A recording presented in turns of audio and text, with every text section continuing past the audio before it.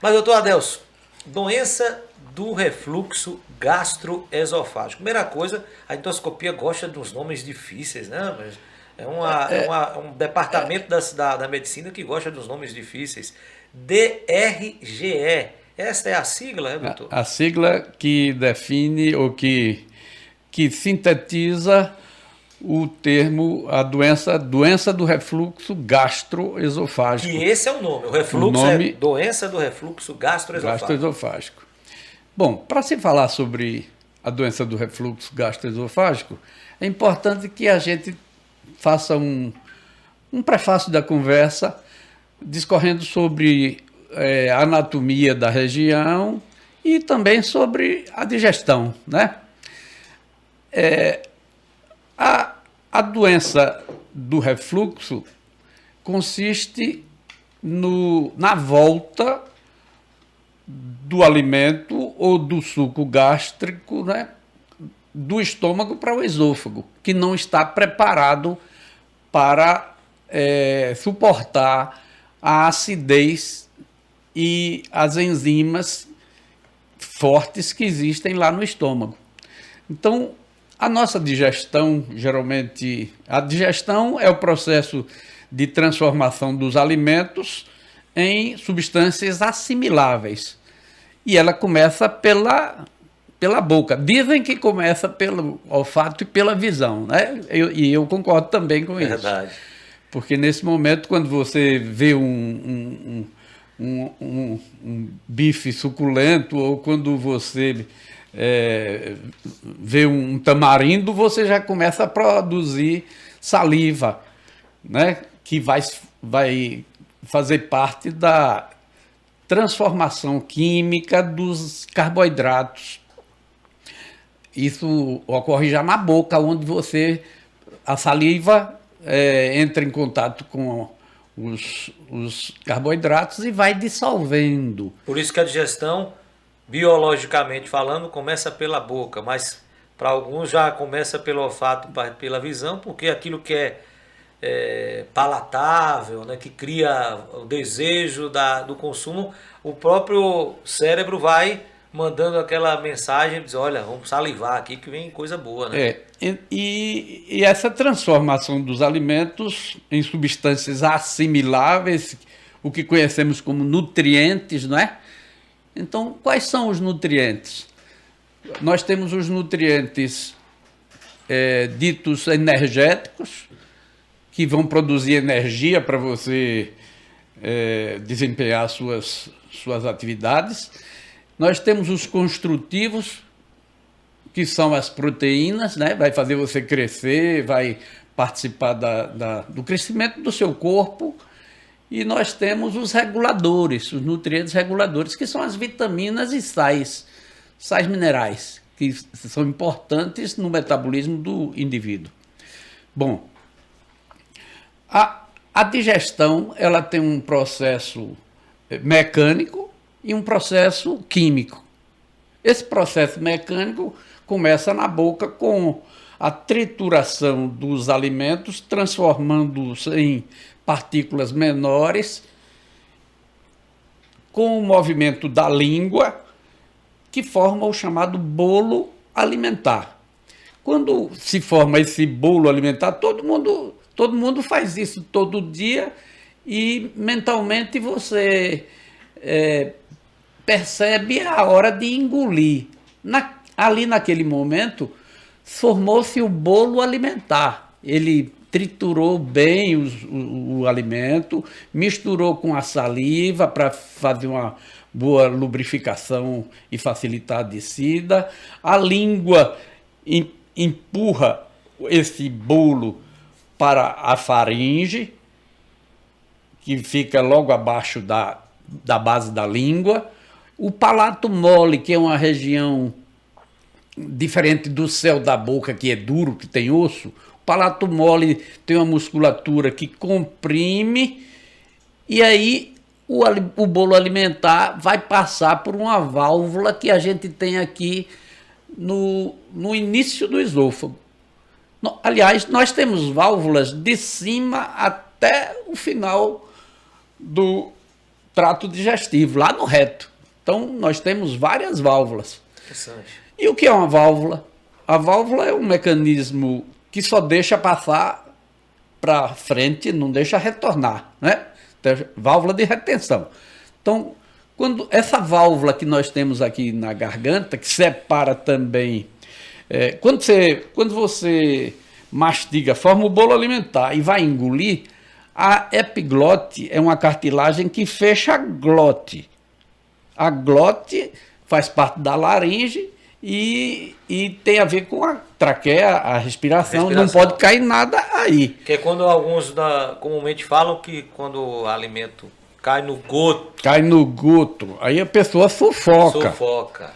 Então, você vai ver que existem episódios de doença do refluxo e o camarada acorda de noite sufocado, assustado e fica apavorado, né? Porque quando você tem um espasmo de glote, quer dizer, qualquer ácidozinho que cai ali na glote, na epiglote, na laringe, ele fecha de vez. E aí a pessoa passa ali... É automático, né, doutor? É automático, é uma defesa. Então a pessoa se assusta, ele tem medo, ele não consegue respirar naquele momento e depois ele relaxa e volta a respirar normal, mas cria um pânico no indivíduo, ele fica aterrorizado. É por isso que a gente diz que a qualidade de vida do paciente que tem doença do refluxo, ela é prejudicada em graus variados, né? Então, quando essa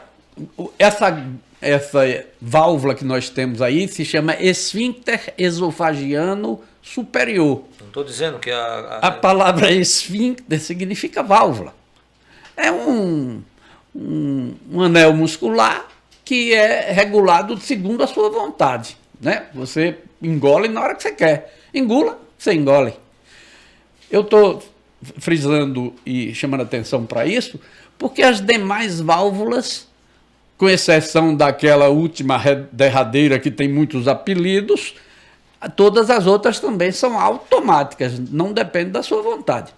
Então, quando a comida adentra o esôfago através dessa válvula, ele cai num tubo muscular, que é o esôfago, onde gera movimentos que faz parte, esses movimentos chamados peristálticos, fazem parte da digestão mecânica, porque ele vai misturando como uma verdadeira britadeira, faz para o cimento não endurecer, ele vai machucando como a cobra quebra a sua presa, né? Engole e vai quebrando. Então, esse movimento ele vai misturando os alimentos e expondo o alimento às enzimas, que são substâncias que catalisam as reações de transformação do alimento em nutrientes. Então, quando você come, por exemplo, uma laranja, né?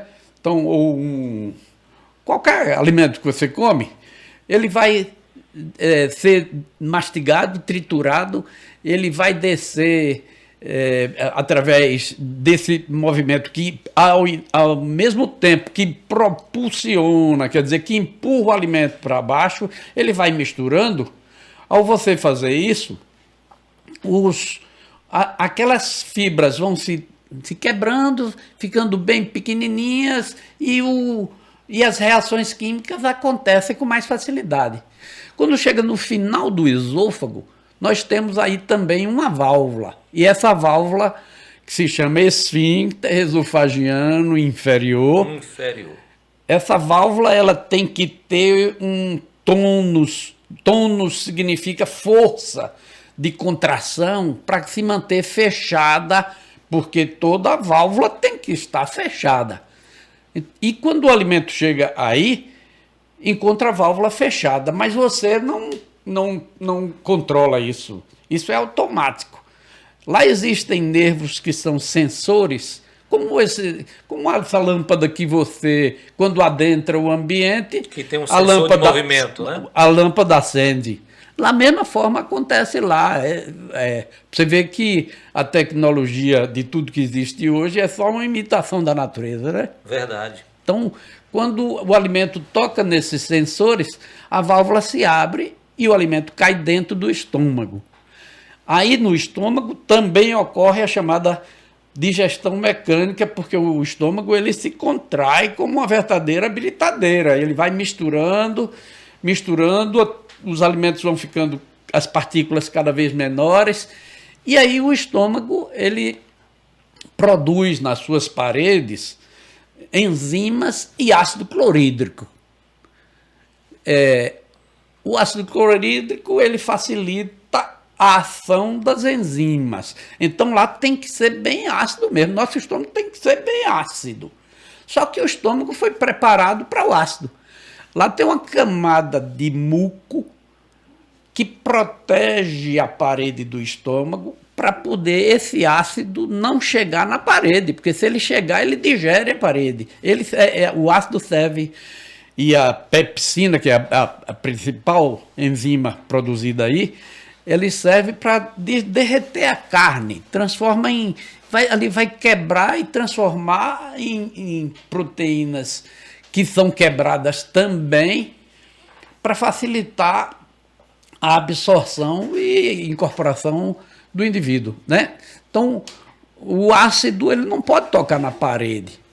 Só que existem certas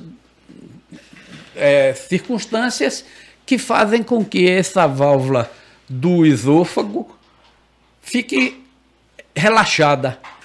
E esse relaxamento é o que promove esse refluxo. E essa válvula inferior que o senhor está se referindo? A válvula do esôfago é esfíncter esofagiano inferior. Essa válvula ela não pode, quando o alimento vai tentar retornar, existe um sensor que fecha. Se o alimento já está no estômago e ele quer retornar, existe um sensor que fecha. Se o alimento está no esôfago descendo para o estômago, ele abre. Então isso tem que funcionar bem azeitado.